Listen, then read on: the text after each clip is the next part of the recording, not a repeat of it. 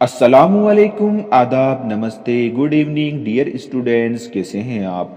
हम आपकी खिदमत में एक बार फिर से हाजिर हुए हैं अपने मौजू उर्दू ज़ुबान का आगाज़ व इर्तिका के साथ। अज़ीज़ तुलबा, इस मौजू में हमने बहुत सी मालूमात अब तक हासिल कर ली है। आइए अब इसी के तहत हम इस सिलसिले को आगे बढ़ाते हैं और शुमाली हिंद में उर्दू शायरी का आगाज़ व इर्तिका के बारे में तफसील से जानने की कोशिश करते हैं। अज़ीज़ तुलबा, शुमाली हिंद में आर्यों की आमद 1500 कब्ल मसीह में हुई थी। इनकी आमद से हिंदुस्तान में हिंद आर्याई ज़ुबानों के आगाज़ का सिलसिला शुरू होता है। इसके बाद शौरसेनी प्राकृत और शौरसेनी अपभ्रंश का दौर शुरू होता है। इसके ज़वाल के बाद जदीद हिंद आर्याई ज़बानों के आगाज़ का सिलसिला 1000 ईस्वी में शुरू होता है।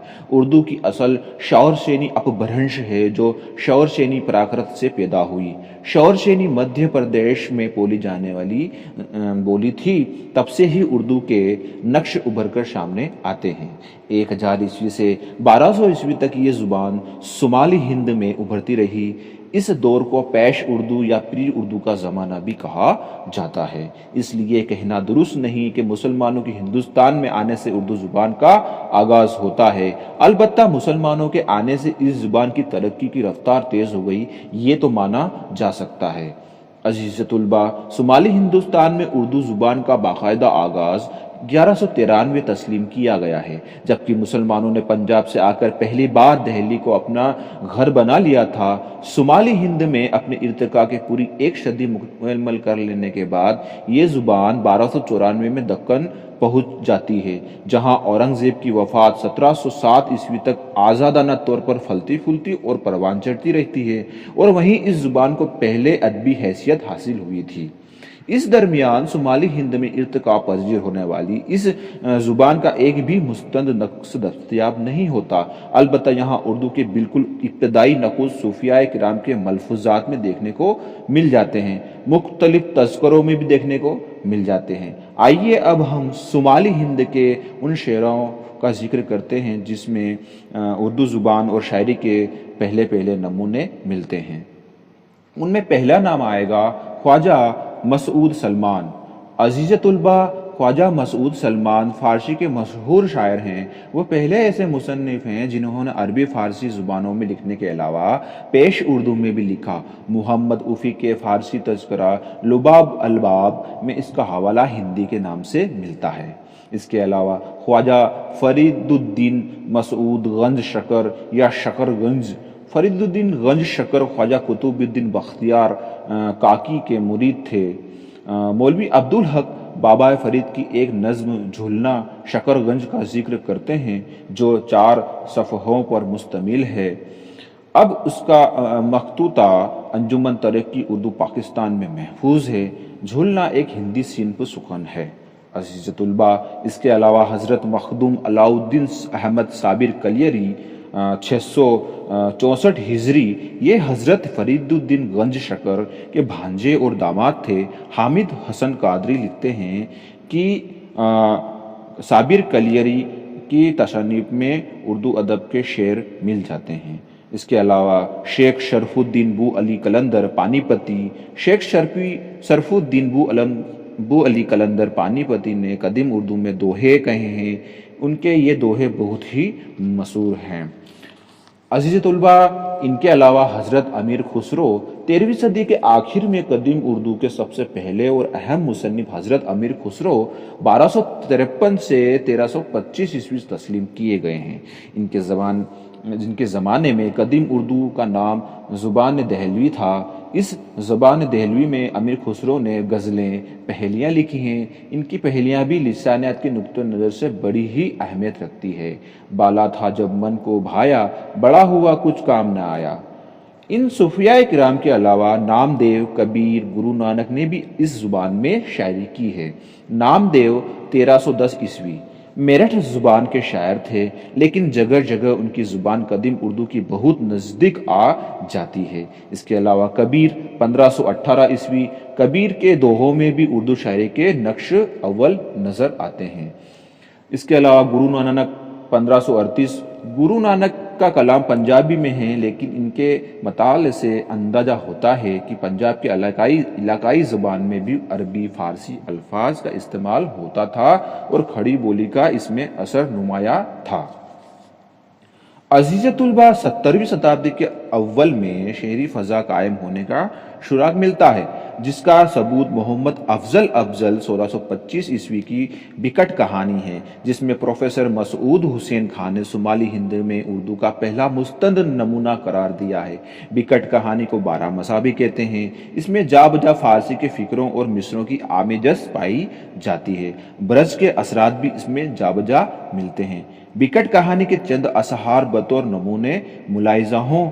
सुनो सखियों बिकट कहानी मेरी कहानी, भई हूँ इश्क के गम शूं दवानी, न मुझको भूख दिन ना नींद राता, बिरह के दिन सूं सीना पराता। प्रोफेसर मसूद हुसैन खान ने बिकट कहानी के मुकदमे में लिखा है, बिकट कहानी की जुबान अहद अकबरी की खड़ी बोली का रूप है, जो दिल्ली और उसके नवाहा से निकलकर ब्रज और अवधी और हरियाणी के इलाके में राइज हो चुका था। इसके अलावा आशुरनामा शुमाली हिंद के दूसरे अहम शायरी तसानीफ आशुरनामा है, जिसमें 3544 अशार हैं। इनमें वाक़यात करबला का पूर्ण दर्द बयान मिलता है। ये एक तवील रज़मिया नज़्म है जो रोशन अली सहारनपुरी के बासिंदे थे ने 1688 में तसन्निफ की। ये शुमाली हिंद का कदीम तरीन शहादत नामा है। प्रोफेसर मसूद हुसैन खान ने इसे शुमाली हिंद के कदीम तरीन ज़ख़ीरा अदब के एक दस्तावेज कहा है। बकौल प्रोफेसर मसूद हुसैन खान आशुरनामा की ज़ुबान 17वीं सदी की आखिर की वो ज़ुबान है जो मौजूदा यूपी के बालाई दोआब में राइज है। आई खदीजा जबी रोती वो आंसू मुख के ती धोती, कहाँ ए नवासे तुझे क्या हुआ, नबूवत के घर का नवा गुल दिया। इसके अलावा सैयद मसूद हुसैन रिजवी अदीब 1893 से 1975 ने मरासी रेख्ता के नाम से एक शेरी मजमुआ तरतीब दिया था, जिसमें तकरीबन 150 कदीम उर्दू मरसिये शामिल हैं। ये मरसिये शुमाली हिंद के मुख्तलिफ शोराओं के लिखे हुए हैं, जिनमें इस्लाह, कुर्बान, अली और कासिम के नाम खास तौर पर काबिल ज़िक्र हैं। मरासी रेख्ता की ज़ुबान बिकट कहानी की ज़ुबान की तरह रेख्ता आमेज़ है, मगर ब्रज भाषा के असरात इसमें नहीं मिलते। अलबत्ता कहीं कहीं खड़ी बोली का निखरा हुआ रूप सामने आ जाता है। अज़ीज़तुल्बा 17वीं सदी की आखिरी में अहम तसानीफ एक मसनवी वफ़ातनामा बीबी फातिमा भी मिलता है, जो इस्माइल अमरोही 1711 ने 1693 में लिखी थी। इस्माइल अमरोही ने एक और मसनवी मुआज़्ज़िज़ा अनार भी लिखी, जिसका साल तसन्निफ 1785 है। इन दोनों मसनवियों को शुमाली हिंद में उर्दू की आखिरी कड़ी कहना बेजाना होगा। इस तरह दो और किताबें मिलती है, कुतुब सुतक और खाली के बारी। कुतुब सुतक, जिसे माता प्रसाद गीत ने मुरत्तब करके शाये कर दिया है, ये लिसानी नुक्ता नज़र से इसलिए अहम है क्योंकि इसमें इस अहद की खड़ी बोली के रूप महफूज है। कुतुब सुतक माता प्रसाद गीत की एक अहम किताब है। खाली के बारी ज़ियाउद्दीन खुसरो की तसन्नीफ है, जिसका सन तसन्निफ 1621 है। ये एक मंजूम लुगत है जो मुब्तदियों को फारसी सिखाने के मकसद से लिखी गई थी।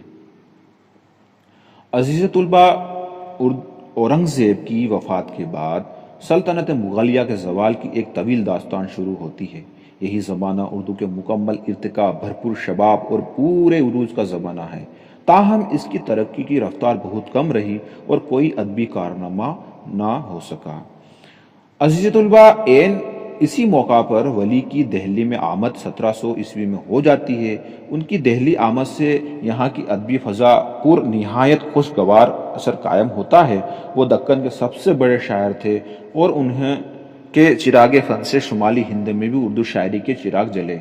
वली का एक अहम अदबी कारनामा ये है कि उसने शुमाल और जुनूब को शेरी रिवायत के रिश्ते में जोड़ दिया। दक्कन में वली के अहद तक मुख्तलिफ असनाफ शुकन मसलन गज़ल, मसनवी, कशीदा, मरसिया, रुबाई का काबिल लिहाज तरक्की हो चुकी थी, लेकिन शुमाली हिंदुस्तान में भी फ़ारसी का सिलसिला और सिक्का चल रहा था और उर्दू की हैसियत एक बोली सी ज़्यादा नहीं थी, मतलब कम दर्जा थी। ایک بولی کے طور پر اردو زبان کو جانا جاتا تھا۔ ولی کا سفر دہلی ایک ایسا عہد آفری واقعہ ثابت ہوا جس نے اپنی زبان کی اہمیت کا احساس دلایا اور یہ حقیقت واضح کر دی کہ صومالی میں جس زبان کو گرا پڑا یا ریختہ سمجھا جاتا ہے وہ جسے بولی کے حدود میں باندھ دیا گیا ہے، ولی نے اردو کو محض اس خطے کی جغرافیائی حدوں سے آزاد کر اسے سارے ہندوستان میں ادبی ابلاغ و ترسیل کے ایک مؤثر وسیلے کی حیثیت سے پہلی بار روشناس کرا دیا۔ یعنی کہ اردو ادب کو ایک ریختہ گری پڑی زبان سے، اس زبان میں فارسی کی زیادہ توجہ ہوتی تھی شمالی ہند میں، لیکن اب ولی کی وجہ سے اس میں بھی شعر و شاعری کی جانے لگی اور ایسی شعر و شاعری کی جانے لگی کہ اس زبان نے بے انتہا ترقی کی۔ عزیز طلباء، ولی کا دیوان متعدد بار شائع ہو چکا ہے، یہاں تک کہ مشہور فرانسیسی عالم گارسا دتاسی نے بھی ان کا دیوان فرانس سے شائع کیا تھا۔ ولی نے غزل، مثنوی، قصیدہ وغیرہ ہر طرح کی نظمیں لکھی اور ان کی غزلیں دہلی کی گلیوں اور بازاروں میں گائی جاتی تھی۔ اس کا مطلب یہ ہے کہ جنوبی ہند اور شمالی ہند میں ادبی رابطہ قائم ہو چکا تھا۔ جسے عشق کا تیر کاری لگے، اسے زندگی کیوں نہ بھاری لگے۔ چنانچہ ولی کے دیوان کو دیکھ کر لوگ حیران ہو گئے اور ان کے دیوان کی دہلی کی ادبی حلقوں میں خاطر خواہ پذیرائی ہوئی اور دہلی میں ادبی انقلاب کا آغاز ہوا، اور 18ویں صدی کی دوسری دہائی میں دہلی کے وہ شاعر بھی جو فارسی کے عالم و شاعر تھے، ولی کے اثر سے اپنے خیالات اردو میں پیش کرنے لگے۔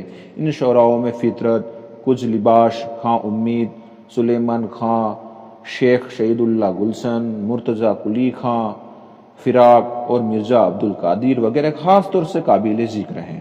شمالی ہند میں اردو شاعری کا باقاعدہ آغاز ولی کی دہلی میں آمد 1700 عیسوی کے بعد 18ویں صدی عیسوی کے اوائل سے شروع ہوتا ہے، اور سب سے پہلے باقاعدہ شاعر میر جعفر جیٹلی 1713 قرار پائے۔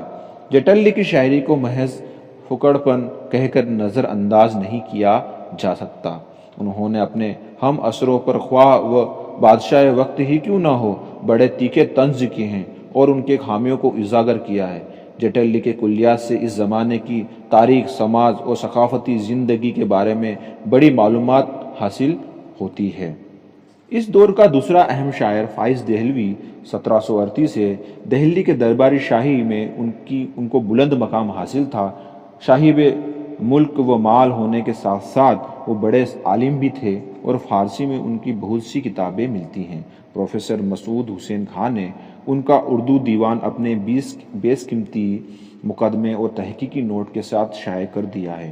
ان کا خیال ہے کہ فائز شمالی ہند کے پہلے اردو شاعر ہیں جنہوں نے اپنا دیوان مرتب کیا۔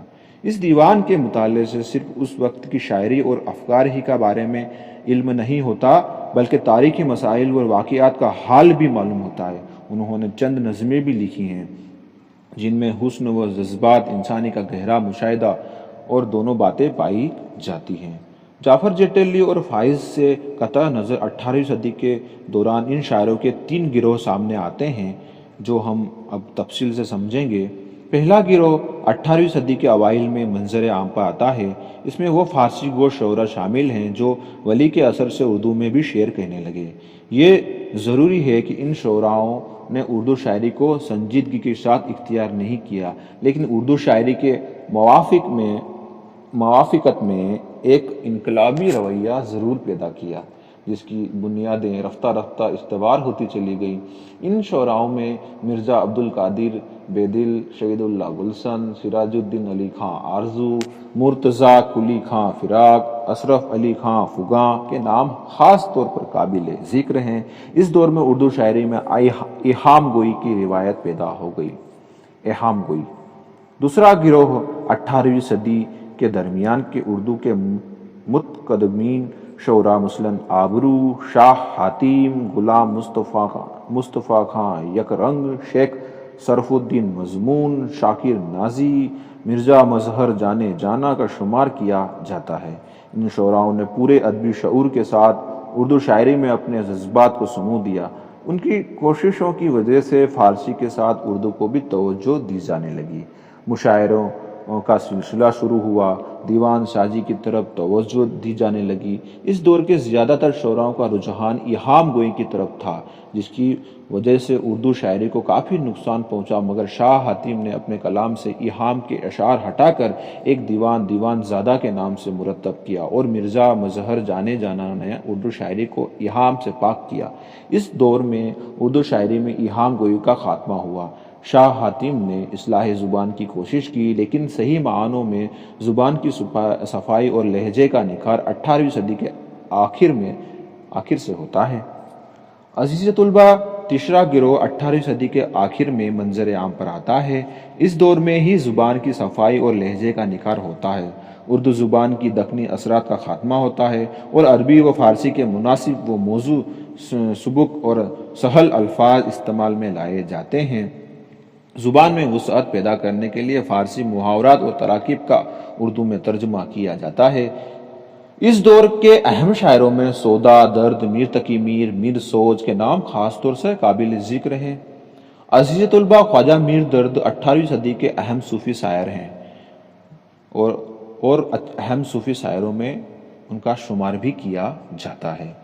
उनका ज़्यादातर कलाम गज़ल की शक्ल में है, जिसमें तसव्वुफ़ के उसूल साफ सुथरी और आसान ज़ुबान में पेश किए हैं। इनकी शायरी में पुर दर्द पुर अशर जज्बात मिलते हैं। उनकी ज़ुबान लोचदार, मुलायम और रवा है। दर्द के छोटे से दीवान में ज़्यादातर गज़लें छोटी बहरों में, मगर वो इतनी मौसर है कि मौलाना मोहम्मद हुसैन आज़ाद ने उनके लिए कहा है कि वो तलवार की आबदारी नश्तरों में भर देते हैं। जग में आकर इधर उधर देखा, वहीं आया नजर जिधर देखा, जान से हो गए बदन खाली, जिस तरफ तूने आंख भर के देखा। वो दिन किधर गए कि हमें भी फिराक था, यानी कबू तू हम में भी दिल था दिमाग था। गुजरा हूँ जिस खराबे में कहते हैं वहाँ के लोग, है कोई दिन की बात ये घर था ये बाग था। अज़ीज़ तुलबा, सौदा का नंबर इस वक्त के एक और अजीम शायर मोहम्मद रफ़ी सौदा गुजरे हैं। सौदा अक्सर दरबारों से वाबस्ता रहे हैं, इसलिए उनकी शायरी में कसीदे बहुत मिलते हैं। वो उर्दू के अहम तरीन कसीदा गो माने जाते हैं। फ़ारसी कसीदा गोई की जो रिवायत थी, सौदा ने उसका पूरा ततबह किया और एक ऐसी ज़ुबान में जो अभी बहुत तरक्की याफ्ता नहीं थी को आगे बढ़ाया। इसमें बुलंद, लतीफ़ और नाजुक ख्यालात बड़ी खूबसूरती और कमाल के साथ पेश किए। सौदा के बाद मीर तकी मीर इस दौर के सबसे मशहूर और सबसे अफजल शायर माने जाते हैं। इनको शहनशाह तगज़्ज़ुल और खुदाए शुकन के खिताब से नवाजा गया। उन्होंने उर्दू गज़ल के मेयार को बुलंद किया, इसीलिए आज तक गज़ल का मिजाज वही है जो मीर के ज़माने में था।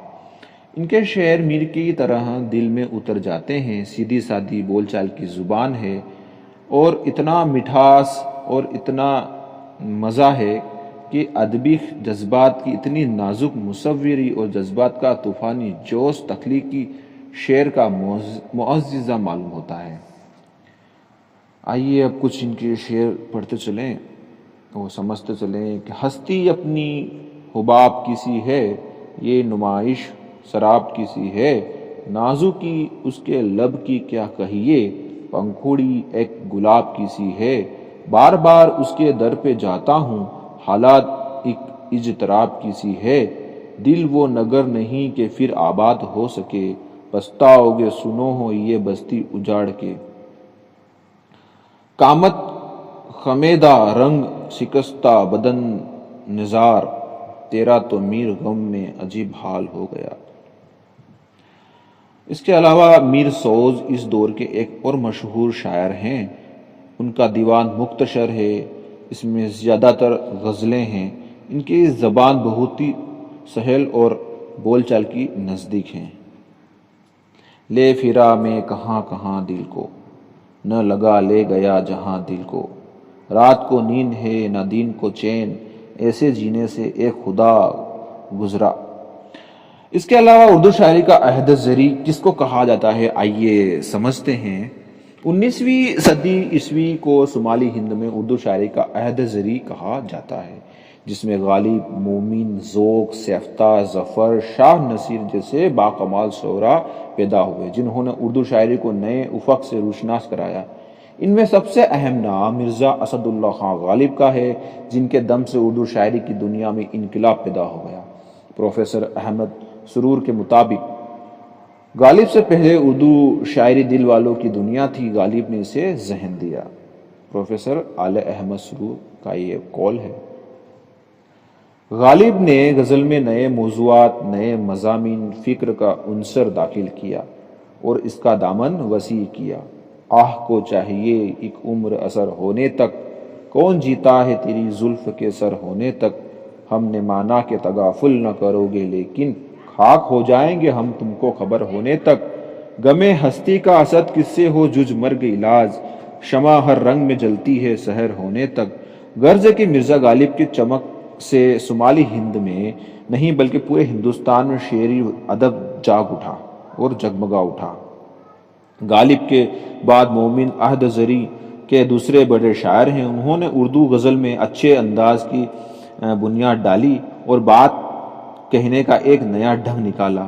ان کی غزل کا اصل میدان حسن و عشق ہے، موضوعات تک محدود ہے، لیکن اس محدود دائرے میں بھی انہوں نے ایسے کمال فن کا مظاہرہ کیا کہ آج اتنا زمانہ بدل جانے کے بعد بھی اہل نظر ان کی غزل پر فریفتہ ہیں۔ اس کے علاوہ ذوق اس عہد کے اہم قصیدہ نگار گزرے ہیں۔ انہوں نے قصیدہ گوئی میں ایسی مشق پہنچائی کہ جلد ہی استاد فن کا رتبہ حاصل کر لیا اور قصیدہ نگاری میں سودا کے بعد دوسرے مقام کا حقدار ٹھہرائے گئے۔ دہلی کی تباہی اور بربادی کے بعد اردو شاعری لکھنؤ میں پروان چڑھتی ہے اور یہ ادب کا دوسرا دبستانی لکھنؤ وجود میں آتا ہے۔ اس دبستان کا سب سے بڑا کارنامہ ہے کہ اس نے زبان و بیان کو بہت اہمیت دی، اسے نکھارا اور سنوارا، زبان کی صحت و صفائی کی طرف بہت توجہ کی، بہت سے الفاظ و محاورہ ترک ہو گئے، بہت سی نئی ترکیبیں وجود میں آئی۔ اس دبستان کے شاعروں میں ناسک، آتش، نسیم، انیس، دبیر، ضمیر کا نام خاص طور پر قابل ذکر ہے۔ ناسک اس دبستان کے نمایاں شعراء ہیں اور نمایاں شعراؤں میں تسلیم کیے جاتے ہیں۔ اصلاح زبان ان کا بہت بڑا کارنامہ ہے۔ ان کو ہمارے تنقید نگاروں نے ادبی ڈیٹیکٹر اسی لیے کہا ہے کہ انہوں نے جو اصلاحیں تجویز کیے ان پر خود بھی سختی سے عمل کیا اور اپنے شاگردوں سے بھی کروایا تھا۔ دیا شنکر نسیم نے مثنوی گلزار نسیم لکھ کر اردو شاعری میں بقائے دعام حاصل کیا۔ اس مثنوی کے زیر اثر دبستان لکھنؤ کا نام اردو شاعری میں ہمیشہ زندہ جاوید رہے گا۔ پروفیسر احتشام حسین نے گلزار نسیم کو شاعرانہ اور فن کا فنکارانہ تخلیق کا معجزہ قرار دیا ہے۔ میر انیس نے مرثیہ نگاری کے فن کو سراہا اور بلندی پر پہنچا دیا۔ میر انیس لکھنؤ دبستان کا نام روشن کرنے میں سب سے آگے ہیں۔ انہوں نے فکر و فن دونوں ہی اعتبار سے مرثیے میں گراہک نقد اضافہ کیا ہے۔ دبیر انیس کے علاوہ دبیر نے بھی مرثیہ نگاری میں کمال فن کا مظاہرہ کیا اور فن مرثیہ نگاری کو عظمت کی بلندیوں تک پہنچا دیا۔ ان شعراؤں کے علاوہ نصیر دہلوی، آرداغ، امیر مینائی نے اردو شاعری کی روایت کو آگے بڑھانے میں نمایاں کردار ادا کیا تھا۔ عزیز طلباء، اردو شاعری میں جدید رجحانات کیا تھے، آئیے اس کو بھی مختصر طور پر سمجھتے چلیں۔ 1857 کے بعد اردو شاعری میں جدید رجحانات کا آغاز ہوتا ہے۔ حالی، آزاد اور باقی دوسرے شعراؤں کی کوششوں کے زیر اثر جدید نظم نگاری کی نئی روایت کا آغاز ہوتا ہے۔ اس کے بعد اقبال، چکبست اور جوش کی انقلابی اور فلسفانہ شاعری نے لوگوں کو اپنی طرف متوجہ کیا اور اب اردو شاعری روایتی دھاروں سے باہر نکل کر زندگی کے سنگین حقائق سے آنکھ ملانے لگی۔ حسرت موہانی، عزیز لکھنوی، شاد عظیم آبادی، آرزو لکھنوی، فانی بدایونی، اصغر گونڈوی، اقبال سہیل، جگر مراد آبادی، یگانہ چنگیزی جیسے نئے شعراؤں نے اردو شاعری کو اپنے عہد کے ابھرتے ہوئے تقاضے سے ہم آہنگ کیا۔ ترقی پسند تحریک کے زیر اثر اردو شاعری میں حقیقت پسندی کا عنصر بھی گہرا ہو گیا تھا۔ اس کی معنویت میں اضافہ ہوا۔ ان ترقی پسند شعراؤں میں فیض احمد فیض، مجاز جذبی، سردار جعفری، ساحر لدھیانوی، خلیل الرحمن اعظمی کے نام قابل ذکر ہیں۔ آج اردو شاعری زبان اور زمانے کے تیز رفتاری کے ساتھ دینے میں پوری طرح کامیاب نظر آ رہی ہے۔ اس میں نئے تجربات کیے جا رہے ہیں۔ آزاد نظم، معرہ نظم، نثری نظم جیسی مختلف حیتوں کا آغاز بھی ہوا ہے۔ جدید شعراؤں میں میران جی، نون میم راشد، اختر الایمان، جعفر اقبال، احمد فراز، سلیم احمد، ندا فاضلی اور شاکی فاروقی وغیرہ کے نام سر فہرست ہیں۔ اور آپ اس کے علاوہ بھی دور حاضر میں آپ بہت سے شعراؤں کو دیکھ رہے ہیں جو اردو شعر و شاعری کر رہے ہیں۔ عزیز طلباء، آپ سے گزارش ہے کہ آپ اس کو توجہ سے سنیں، کیونکہ یہ لمبا تھا اور تاریخ اردو ادب کو سمجھنا ہمارے لیے بہت ضروری ہے۔ اگر کوئی بیچ بیچ میں پریشانی یا آواز صاف نہیں آ رہی ہے تو معاف کیجیے گا، کوشش کریں گے۔ تکنیکی خامیاں ہیں اور سنسادنوں کا ابھاؤ ہے، جو بھی ویڈیو بنائے جا رہے ہیں وہ مشکلات سے بنتے ہیں۔